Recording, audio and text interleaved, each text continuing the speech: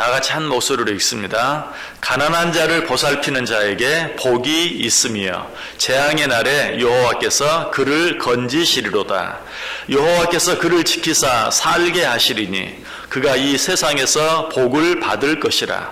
주여 그를 그 원수들의 뜻에 맡기지 마소서. 아멘.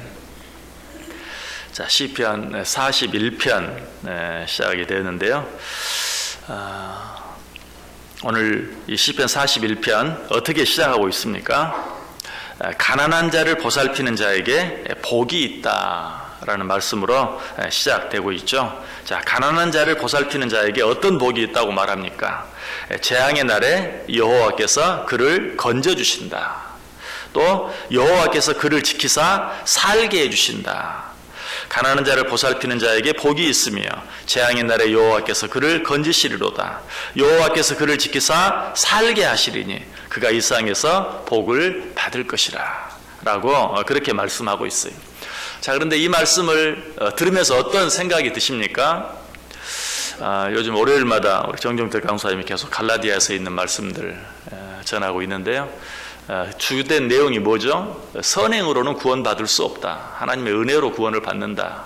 계속해서 반복해서 말씀을 하고 있는데, 그렇죠? 선행으로 구원 얻을 수 없어요. 은혜로 구원을 받을 수 있어요. 그런데 오늘 이 말씀은 언뜻 들으면 선행을 많이 행하면, 착한 일을 많이 행하면 구원을 받는다라는 그런 말처럼 들릴 수 있어요.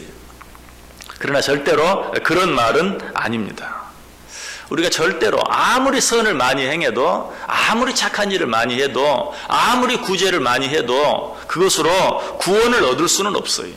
구원은 무엇으로? 오직 하나님의 은혜로, 십자가의 은혜로, 예수 그리스도의 은혜로 말미암아서만 우리는 구원을 얻을 수 있는 것이, 이것은 변함없는 사실이. 그러나 우리가 기억해야 될 것이 있어요.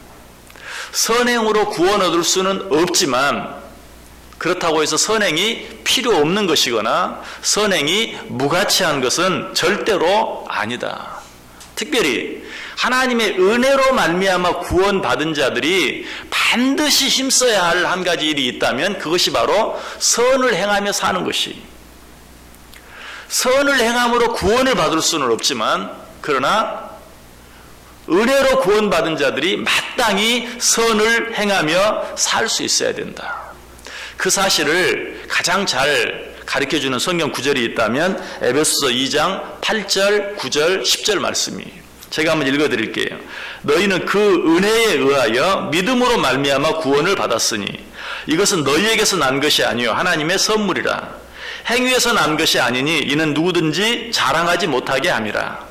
우리는 그가 만드신 바라 그리스도 예수 안에서 선한 일을 위하여 지으심을 받은 자니 이 일은 하나님이 전에 예비하사 우리로 그 가운데서 행하게 하려 하심이니라. 8절과 9절에서는 선행으로 구원 얻을 수 없다, 분명하게 말해요. 그러나 10절에서는 뭐라고 말해요? 그러나 우리는 선을 위하여 지음을 받은 자들이다. 이 말을 바꿔서 이야기하면 선을 위하여 구원을 받은 자들이다 라고도 말할 수 있어요. 하나님 왜 우리에게 은혜로 구원을 주십니까? 정말 구원받은 자들로서, 값없이 공짜로 구원받은 자들로서 마땅히 선을 행하며 살아라. 이건 세상적인 도덕이나 윤리에도 마찬가지죠. 우리가 무엇인가를 정말로 거저 엄청난 것들을 얻었다면 어때요? 그 은혜를 나누며 살 수 있어야 돼. 베풀며 살 수 있어야 돼. 동일한 것을 이야기. 너희가 하나님의 은혜로 구원 얻은 것을 믿느냐? 그 은혜가 너무나 크다는 사실을 너희가 아느냐? 그렇다면 그 큰 은혜를 받은 자들답게 많은 사람들에게 선행을 행하면서, 구제하면서, 도우면서 살아라 라고 우리에게 말씀하고 있는 것이, 야고보서 1장 27절에도 말합니다. 하나님 아버지 앞에서 정결하고 더러움이 없는 경건은 곧 고아와 과부를 그 환난 중에 돌보고 또 자기를 지켜 새 속에 물들지 아니하는 그것이니라. 하나님께서 원하시는 경건이 무엇이냐? 너보다 어려운 가운데 있는 자들을 돌아보며 사는 것, 그들을 도와주며 사는 것, 그것이 하나님께서 원하시는, 하나님이 기뻐하시는 경건이다 라고 이야기하고 있어요. 요한일서 3장 18절에도 자녀들아 우리가 말과 혀로만 사랑하지 말고 행함과 진실함으로 구체적으로 선을 행함으로 살자라고 이야기하고 있고요. 사도행전 9장 36절에도 욥바에 다비다라 하는 여제자가 있으니 그 이름을 번역하면 도르가라 선행과 구제하는 일이 심히 많더니 도르가라는 한 사람, 다비다라고도 불리는 이 한 사람을 칭찬하면서 뭐라고 칭찬하고 있어요? 선행을 행하는 일이 힘이 많다. 선행을 행하는 것 하나님이 기뻐하시는 일이고 하나님이 칭찬하시는 일이고 그리고 하나님께서 정말 자랑하실 만한 그런 일인 것을 오늘 우리에게 가르쳐 주고 있어요. 우리는 마땅히 하나님의 은혜로 구원받은 자들답게 선을 행하며 살 수 있어야 돼요. 자, 누구에게 선을 행해야 될까요? 물론 모든 사람들에게 선을 행해야 되죠. 그런데 우리는 선을 행한다라고 말하면 이상하게 교회 안에 있는 사람보다 교회 밖에 있는 사람을 먼저 생각하는 경우가 참 많아요. 그러나 그렇지는 않아요. 어떻게 보면 좀 이기적인 생각 같지만 성경은 먼저 믿음 안에 있는 자들을 돌아보라 라고 이야기하고 있어요. 어쩌면 또 너무나 당연한 이야기죠. 우리가 다른 사람들에게는 잘하면서도 내 가족, 내 친족에게 잘 못한다면 어때요? 성경은 그들을 뭐라고 말합니까? 믿음이 없는 자들보다 더 악한 자들이다 라고 이야기하고 있어요. 갈라디아 6장 10절에 말합니다. 그러므로 우리는 귀에 있는 대로 모든 이에게 착한 일을 하되 더욱 믿음의 가정들에게 할지니라. 모든 사람들에게 마땅히 선행을 행해야 되는데 먼저 믿음 안에 있는 형제 자매들을 먼저 돌아볼 줄 알아야 돼요. 그리고 나서 교회 밖에 있는 자들을 또 돌아볼 수 있는 이것이 마땅한 순서다라고 이야기하고 있어요. 여러분 우리가 누구에게든지 선을 행하는 것 이것은 하나님께서 마땅히 원하시는 일이에요. 히브리서 13장 16절에도 말합니다. 오직 선을 행함과 서로 나누어 주기를 잊지 말라. 하나님은 이 같은 제사를 기뻐하시느니라. 자, 우리가 지금도 어때요? 자, 새벽 예배. 우리가 구약 성경적으로 말하면 새벽 제사를 하나님께 드리고 있어요. 이 제사를 하나님이 기뻐하실까요? 기뻐하지 않으실까요? 당연히 기뻐하시죠. 하루의 첫 시간을 하나님께 드리는 우리들을 보면서 하나님 틀림없이 기뻐하실 것이. 그러나 이 제사가 이것으로 끝나서는 안 돼요. 우리는 계속해서 이 하루의 삶을 통해서 어때요? 선행의 제사를 하나님께 드릴 수 있어야 돼요. 오직 선을 행함과 서로 나누어 주기를 잊지 말라. 하나님은 이 같은 제사를 기뻐하시느니라. 자, 하나님께 예배함으로 시작된 이 제사가 오늘 하루 종일 하루의 삶을 통해서 선행을 행하는 제사로 계속되어질 수 있어야 돼요. 그렇게 할 때 하나님께서는 우리의 삶을 기뻐하시고 그런 삶을 통해서 영광을 받으신다. 그래서 하나님께서는 이런 일들을 행하며 사는 자, 선행의 제사를 하나님께 드리며 사는 자들에게 복을 주시겠다고 약속하세요. 자, 어떤 복을 주시겠다고 말합니까? 잠언 19장 17절에 보면 가난한 자를 불쌍히 여기는 것은 여호와께 구워드리는 것이니 그의 선행을 그에게 갚아주시리라. 물론 우리가 행한 선행에 대해서 갚아주지 않아도 우리는 이미 받은 것이 너무 크기 때문에 마땅히 행해야 돼요. 그런데 우리 하나님은 마땅히 행해야 할 일을 행한 자들에게도 갚아주신다. 어떻게? 우리가 행한 대로. 얼마나 놀라운 사랑인지 몰라요. 얼마나 놀라운 축복인지 몰라요. 우리가 이 세상을 편하게 사는 것, 우리가 이 세상을 기쁘게 사는 것, 우리가 이 세상을 행복하게 사는 것, 그러기 위해서는 마땅히 선행을 행할 수 있어야 돼요. 다시 말씀드리지만 선행은 우리를 구원하지 못해요. 선행으로 말미암아 우리가 구원 얻을 수는 없어요. 이것은 마치 어떤 새 생명이 이 세상에 인간으로 태어나기 위해서 착한 일을 많이 해야 된다. 물론 전생을 믿는 사람들은 그렇게 생각할 수 있어요. 그러나 성경은 전생을 인정하지 않아요. 이 세상에 태어나는 것을 위해서 선행을 행할 수는 없어요. 선행을 행함으로 말미암아 이 세상에 태어날 수는 없어요. 그런 일은 불가능하죠. 마찬가지 우리가 하나님의 자녀가 되는 것, 새 생명을 얻는 것, 구원을 얻는 것, 이것은 선행으로 되지 않아요.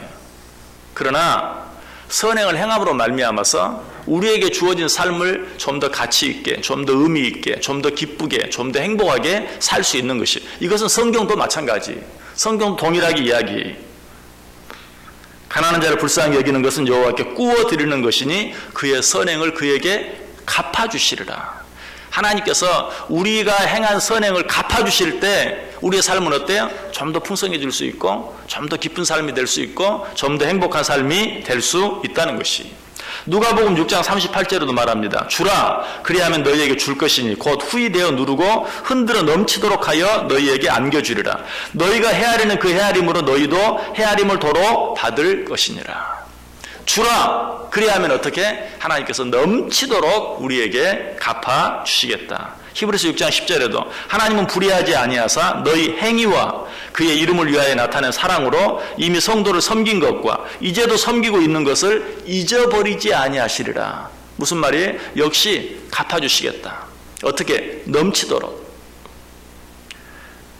여러분, 이것이 하나님께서 선행을 행하는 자들에게 주신 약속이에요. 자, 우리는 하나님의 은혜를 너무 강조하다 보니까 마땅히 행해야 될 선행을 무시하면서 살아갈 때가 많이 있어요. 그러나 선행은 구원받을 수 있는 도구는 될 수 없지만 구원받은 이들이 마땅히 행해야 될, 우리 하나님을 기쁘시게 하는, 그로 말미암아서 하나님께서 약속하신 은혜와 축복을 받을 수 있는 귀한 통로가 될 수 있다는 사실을 우리는 꼭 기억해야 돼요. 그래서 오늘 본문도 말합니다. 가난한 자를 보살피는 자에게 복이 있으며 재앙의 날에 여호와께서 그를 건지시리로다. 여호와께서 그를 지키사 살게 하시리니 그가 이 세상에서 복을 받을 것이라. 세상의 모든 종교는 선행을 강조하고 선행을 받음으로 말미암아서 우리가 말하는 그런 어떤 구원에 이를 수 있는 것처럼 이야기 잘못됐어요. 그러나 하나님의 은혜를 강조하는 우리들은 그들보다 어때요? 더 많은 선행을 행할 수 있어야 돼. 왜? 서두에 이미 말씀드렸죠? 하나님의 은혜로 값없이 새 생명을 얻은 자들이기 때문에, 하나님의 은혜로 값없이 구원을 받았기 때문에, 값없이 그처럼 놀라운 축복을 받은 자들답게 그 은혜를 알지 못하는 자들보다 더 많은 선행을 행하며 사는 것은 너무나 당연한 것이다. 한 가지 이야기를 드리고 말씀을 마치겠습니다. 왕이 어떤 사람을 불렀습니다. 급히 궁으로 들어오라. 이 친구는 두려웠어요. 그래서 누구와 함께 갈까 주위를 둘러보았어요. 이 사람에게는 세 친구가 있었어요. 한 친구는 자기가 너무 귀하게 여기는, 자기가 가장 사랑하는 친구였어요. 두 번째 친구는 정말 귀한 친구이긴 한데 첫 번째 친구만큼 그렇게 귀한 친구는 아니었어요. 세 번째 친구는 있어도 그만 없어도 그만인 그런 친구였어요. 왕이 갑자기 자기를 부르니까 너무 두려운 마음에 혼자 갈 수는 없고 내가 무슨 잘못을 했길래 왕이 나를 부른단 말인가, 누군가 나와 좀 같이 가줬으면 좋겠는데 자기 가장 귀하게 생각하는 첫 번째 친구에게 왕이 나를 갑자기 부른다. 무슨 일인지 모르겠다. 내가 무슨 잘못을 저질렀는지 모르겠다. 나랑 좀 같이 가줄 수 있느냐. 자기가 가장 귀하게 여겼던 이 친구가 말합니다. 난 갈 수 없어. 너 혼자 가. 할 수 없이 두 번째 친구에게, 첫 번째 친구만큼 귀하게 생각은 하지 않았지만 너무 마음이 급하고 너무 두려워서 네가 좀 나랑 같이 가줄 수 있느냐. 그래 가주지. 그러나 궁궐 문 앞까지만, 더 이상은 안 돼. 그래서 할 수 없이 세 번째 친구에게 말합니다. 네가 나와 함께 왕 앞에 좀 가줄 수 있겠느냐. 기꺼이 가주마. 네가 무슨 잘못을 범해서 무슨 벌을 받든지 내가 왕 앞에까지 함께 가서 너에 대해서 내가 변호해 주겠다. 기꺼이 같이 가주겠다. 여러분, 이 세 친구가 어떤 친구인지 너무나 잘 아시죠? 첫 번째 친구는 누구입니까? 재산이에요. 재산, 물질. 여러분, 우리가 이 세상을 떠나갈 때 우리가 이 세상에서 얻은 재산, 물질은 절대로 우리와 함께 가주지 않아요. 죽는 순간 끝이, 아무것도 가지고 갈 수 없어요. 두 번째 친구는 누구입니까? 우리의 가족, 우리의 친구예요. 우리의 가족은 어때? 내가 죽으면 장지까지 따라가 줘요. 거기까지는 가서 함께 울어줍니다. 그러나 돌아서면 끝이에요. 그 세 번째 친구는 누구일까요? 바로 선행이라는 친구입니다. 우리가 이 세상에서 선을 행한 일, 여러분, 우리가 믿음으로 구원받은 자들이 이 사실을 잊어버릴 때가 참 많아요. 은혜로 구원받았다는 사실만 기억하고 이 땅에서 우리가 행한 일에 대해서 하나님의 나라에 가서 상급을 받는다는 사실을 생각하지 못해요.